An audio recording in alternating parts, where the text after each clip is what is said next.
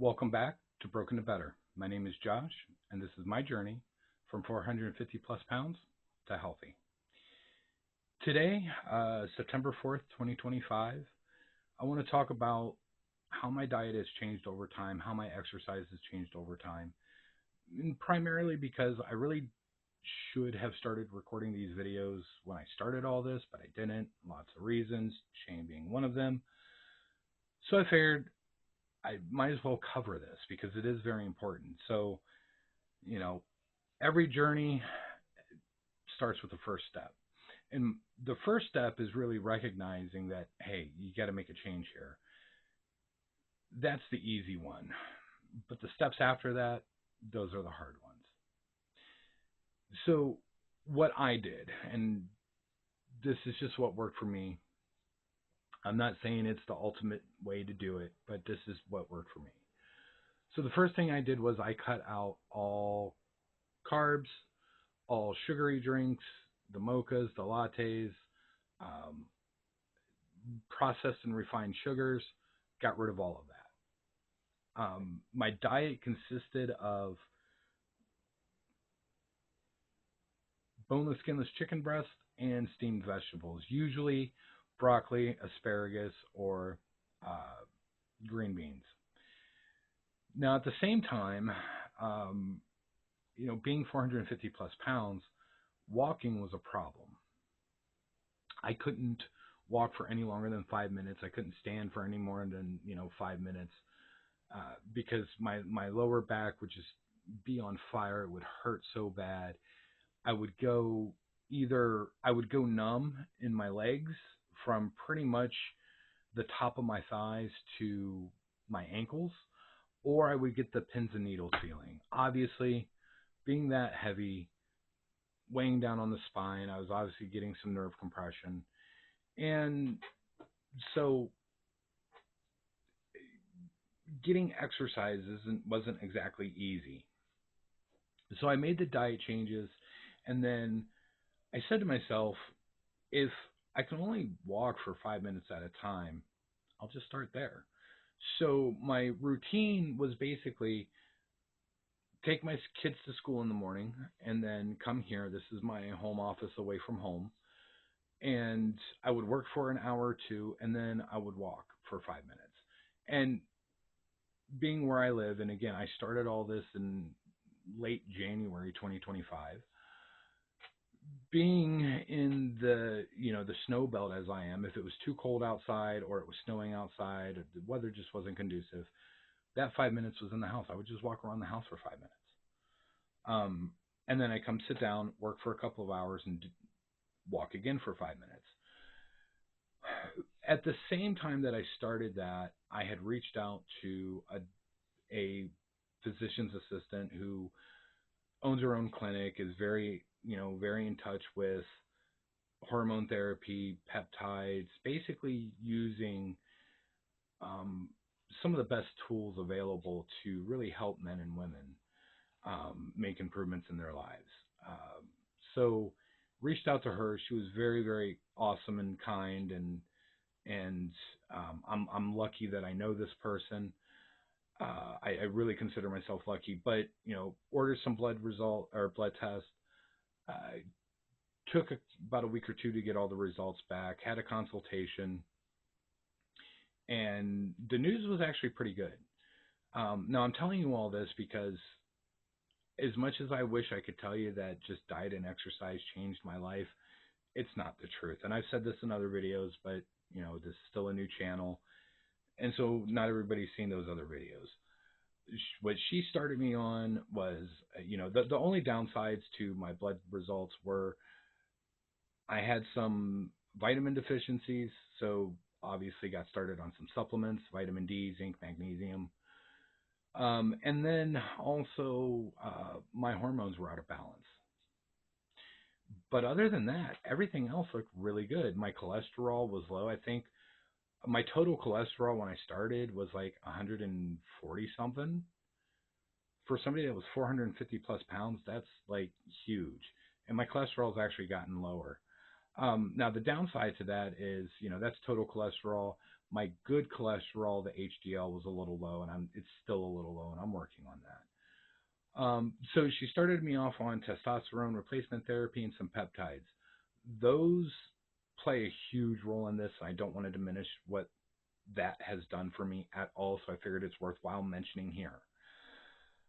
But anyway, so after starting all of that, diet changes, exercising more, what this basically led into is, so instead of it being, I could only walk for like 5 minutes at a time, I could walk for 7 minutes at a time.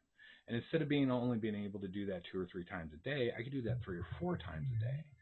So it's just become this slow building transition, right? So that I kept that up for a couple of months. Actually, more than a couple. It was probably April, May, somewhere around there. That's when I felt good enough to go back to the gym. And when I first started the gym, at the same time I started the gym, I started experimenting with honey, and I also started introducing more foods into my diet, um, primarily in the form of, lean beef, pork, and fish. I could have eaten those when I first started, but I wanted to stick with chicken and steamed vegetables just because I wanted to start creating consistency. So when I went back to the gym, it started with 5 to 6 days a week.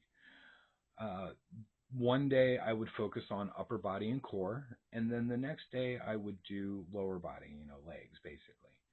And I kept that up until early June, mid June, and that's when I started walking more. So I was always walking throughout all this, but it was like little spurts throughout the day. Um, and so now what I do, because I still do it to this day, is I'll spend one day in the gym where, again, I'm still focused on upper body and core because I'm building strength. I'm not trying to look like Jason Statham or a bodybuilder or anything like that. I'm just trying to get strong. But instead of going to the gym on the next day for a leg workout, I go to a hike and bike trail unless the weather's bad. If the weather's bad, I'll go to the gym and I'll walk on the treadmill, but I prefer to be outside. If you don't prefer to be outside, that's great. If you don't have hike and bike trails, that's fine. Treadmills are a good way. But that works my cardio, but it also, it's still working my lower body, just in a different way. Eventually, I will need to start substituting some lower body workouts, especially for flexibility and mobility. Uh, One of the things that I've noticed is um, while I'm more flexible than I was when I was 450 pounds, certain things that I do, my muscles are a little stiff. They're bigger now, so I really need to start working them out. And I'm going to start doing some stretching incorporation here soon. Don't know exactly when, but I will. Um, Now, one thing that I want to talk just a touch about when I said I introduced honey. Raw, natural, organic honey. I don't buy it. I don't have to buy it. I have a friend who has bees, and I help him with bees, so I get all the free honey I want. But a teaspoon of honey a day, um, I will consume. First, it's carbohydrates. Secondly, it is sugar. Your body does need sugars. It needs fats. It needs oils. It needs these things, but it's all about proportions. It's all about how much. Um, there's also some very interesting things that are coming out of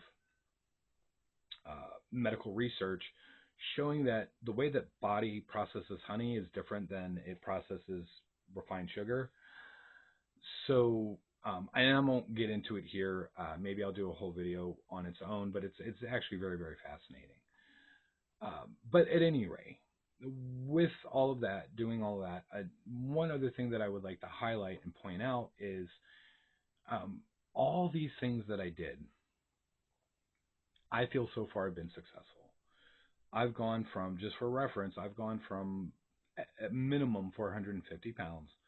I'm below 320 pounds right now, and I'm still going. In fact, I'm I'm less than 90 pounds away from my goal weight. Um, so, and I say all that because like these are the steps that I took. This is what worked for me. Might not work for you, but it worked for me. Try it, don't try it, modify it, whatever. But I wanted to get all this out there because one of the other things that I did is my diet is not strict, and what I mean by that is usually Sundays, because that's when I go up north to go help with bees. I eat whatever I want. I will eat lasagna, I'll eat spaghetti, I'll eat pancakes, I'll eat greasy bacon, doesn't matter. So now, that being said, I don't eat nearly as much as I used to, but also I'm still active those days. But the reason why I'm mentioning it is because A, it's not because I'm like submitting to cravings or something like that, but I figure every time that I've tried diets or I've tried certain things in the past, one of the reasons why I failed is because after a month or two, you start getting those cravings for, that cheeseburger or that plate of spaghetti or that lasagna or, that whatever. So you make it okay to have those things every once in a while, say once a week, and you just eat less of them, you're probably, my thought process, well, I'm probably going to be more successful. And I'm going to tell you something, this diet that I've been on, and even though it's changed, it's modified, and I've kind of changed as my body has changed, it's been the most successful I've ever been on. So I don't know. Again, that worked for me. Um, might not work for you. Uh, but one of the things that I want anybody that watches these, and you're thinking about getting on a journey, or you're just starting out, or you're on a weight loss journey, your diet doesn't have to be perfect at the start. Your exercises don't have to be perfect. You don't have to go kill yourself in the gym. Because my opinion is, if you're going to do that, you're more likely to fail. It's okay to work up to what you want to do, and you kind of have to set mini goals to achieve the bigger goal, right? So, again, starting in January, changes the diet, exercise what I can when I can, and build up to being able to go to the gym or go for a 3 to 4 mile walk, or hike or whatever, whatever. You got to build up to that. And so that's what I did. And, sitting back here, I think, 8 months since I really started all this, actually a little less than 8 when you stop and think about it, but we'll just call it 8 months, and I've lost 130 pounds. That's huge. That's that's success. And I maintained my health through all that. Um, that's a victory. And I'm still going. I'm not done. I'm not going to stop. I have a goal in mind, and I'm going to achieve that goal. And when I get to that goal, I'm going to evaluate, is this where I really want to be, or do I think I can do better? Um, Set realistic expectations. Um, you know, don't, just like, the last video that I put out, don't get so caught up in that number on the scale because it doesn't give you the full picture. So anyway, I want to thank you. If you like this video, please like, subscribe, comment, all that good happy stuff. But I do want to ask, comment. You're anonymous. This is the internet. You don't have to put your name in there. If you're starting out or you're in the process of a journey, put some comments down there. What worked for you? What did you try? What didn't work for you? So at that, I do want to thank you, and we'll see you in the next one.